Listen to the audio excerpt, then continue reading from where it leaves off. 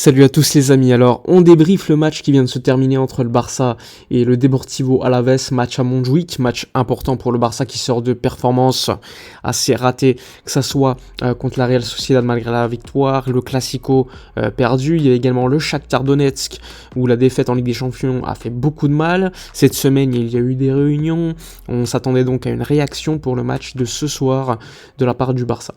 Bon, on va déjà mettre en avant le 11 mis en place par Xavi avec un dispositif avec notamment Cancelo qui était choisi pour jouer à gauche cette fois-ci en latéral. À droite, il y avait Ronald, Araujo, Koundé, Inigo Martinez, défenseurs centraux. Le numéro 6, enfin en vrai c'était plutôt un double pivot avec Gundogan, Pedri.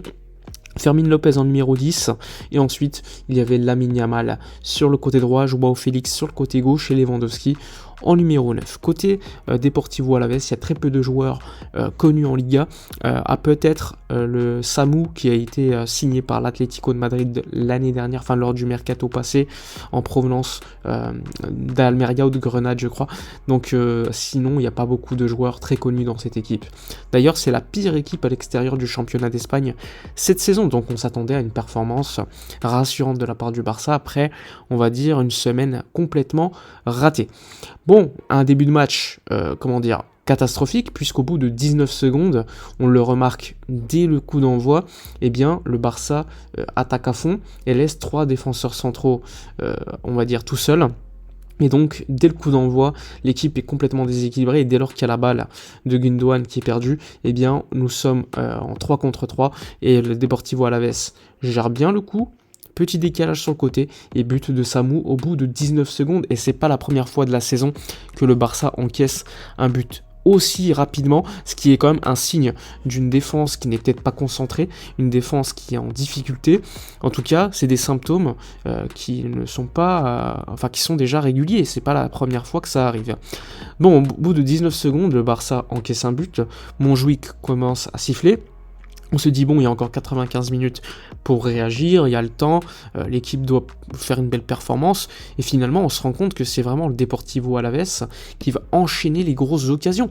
Il faut savoir qu'à un moment donné, Samu tape la barre, il y a une ou deux frappes où ça passe vraiment pas loin des buts de Marc-André Ter Stegen, donc honnêtement, s'il y avait eu 2-0, 3-0 avec un top numéro 9 mondial, on n'aurait pas été surpris au bout de 15-20 minutes de jeu. Donc c'était vraiment pas rassurant de la part du Barça, malgré, encore une fois, une possession de balle très stérile.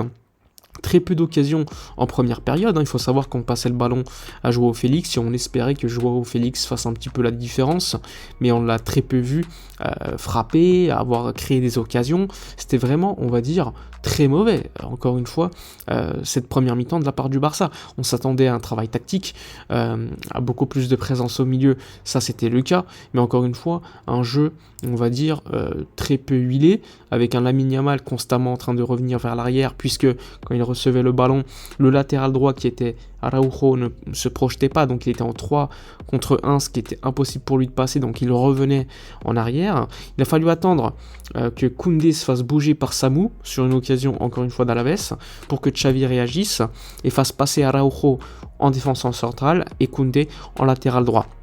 Donc, à partir de ce moment-là, le Deportivo Alavés était déjà un peu plus contrôlable, mais ils avaient comme certaines sorties de balles plutôt intéressantes de l'équipe basque. Donc, un Barça en première mi-temps, on va dire, très peu en vue, pas beaucoup d'occasions. Je crois qu'il n'a pas été mis en danger. Il doit y avoir une frappe à un moment donné de Joao Félix à l'extérieur de la surface où le gardien la rejette, la repousse assez tranquillement. Sinon, il n'y a pas eu beaucoup de choses. Donc, offensivement, rien n'est travaillé. Encore une fois, on le remarque. À chaque match, le Barça dépend énormément des exploits individuels. On voit qu'il y a certaines tentatives de passes, il y a eu beaucoup de centres en première mi-temps, mais des centres au hasard. On a fait 15 centres, un réussi en première mi-temps, donc c'était également le signe d'une équipe en difficulté sans idée, et qui essayait de chercher le but par des centres. Donc, très peu rassurante cette performance en première mi-temps. En seconde mi-temps, on va dire que le Barça est revenu avec beaucoup plus d'entrain. On voyait que, à mon avis, il y a dû avoir un discours à la mi-temps qui a dû passer parce que l'équipe était un peu plus différente déjà dans l'envie, beaucoup plus de présence plus haut sur le terrain. On va dire que le Deportivo Alavés a disparu de la 45e à la 80e minute. Samu n'a plus été mis en avant, puisque Araujo, on va dire en seconde mi-temps, a réussi à le contrôler. Donc ça, c'était plutôt positif pour le FC Barcelone.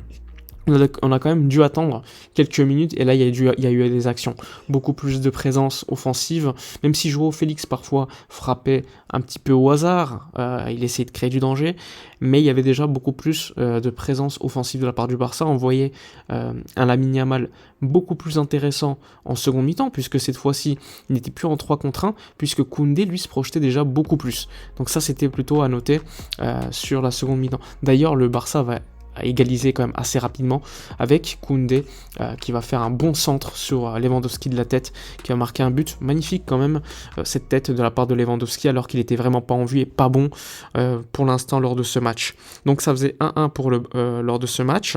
Donc il restait quand même 35 minutes pour reprendre l'avantage, et là le Barça, malgré les actions créées, malgré les occasions, j'ai trouvé le Barça trop peu dangereux. Alors oui, il y a eu des situations, mais c'était pas des occasions claires. On a vu rapidement des changements de la part de Xavi. Il y a eu Rafinha qui est rentré à la place de Fermin. On a vu également Félix sortir avec les entrées de Ferran Torres ou encore de Rafinha. Donc il y a eu des tentatives de la part de Xavi de trouver des solutions. Finalement, la solution, elle va arriver tout simplement d'une passe d'Inigo Martinez, et Ferran Torres, il va chercher un penalty un peu de nulle part pour sauver un petit peu le match du Barça, et Lewandowski va le transformer assez tranquillement, ce qui va faire 2-1 lors de ce match. 2-1 alors qu'il reste 15 minutes à peu près. Et là, le Barça va essayer de tenir un peu plus le ballon. Finalement, Pedri va sortir à la 80e. Romeu va rentrer là. Donc, quand tu fais rentrer Romeu, tu t'attends à ce que tu comprends ce qui va arriver, hein, c'est-à-dire une équipe qui va défendre. Et donc le Barça a défendu. On a vu lors des dernières actions Alaves pousser, c'était vraiment pas passé loin, hein. À un moment donné, t'as une frappe qui passe pas loin. T'as sur la dernière action un coup franc où là Romeu fait une main, mais heureusement il y a hors-jeu de la part d'Alaves, sinon ça peut te faire pénalty clairement. Donc beaucoup d'erreurs, un Barça pas rassurant, un Barça qui va chercher la victoire à domicile, une victoire qui comptablement fait du bien, une seconde mi-temps, on va dire beaucoup plus rassurante que la première, mais j'ai envie de vous dire c'était pas difficile, mais une seconde mi-temps qui met encore une fois en valeur pas mal de problèmes du Barça, rien n'est réglé, loin de là. Alors ça va te permettre de te rassurer, on va dire que le Barça c'est un patient à l'hôpital qui sort tout juste du coma et qui a besoin de se remettre petit à petit des derniers matchs, parce que franchement en ce moment c'est vraiment pas bon. Xavi est assez préoccupant, je trouve, dans l'esprit collectif de l'équipe. Il n'y a pas beaucoup de travail et on le constate. On se pose des questions quand même de ce qu'ils font à l'entraînement. Donc, ok, il y a victoire, mais franchement encore une fois un match pas rassurant. Bon, ça fait 2-1 pour le Barça qui revient à 2 points du Real et je crois 4 points de Girona, donc toujours assez loin de la première place, mais on continue à prendre les points comme les autres équipes ce week-end. Là c'est la trêve internationale, on va pouvoir un peu se reposer, espérons que les joueurs aussi, et on se retrouve lors de l'après-trêve internationale contre le Rayo Vallecano avec le retour de Jong. Voilà pour le match, n'hésitez pas à donner votre homme du match côté Barça, n'hésitez pas à liker, commenter, partager, moi je vous dis à la prochaine, et d'ici là comme d'habitude, portez-vous bien.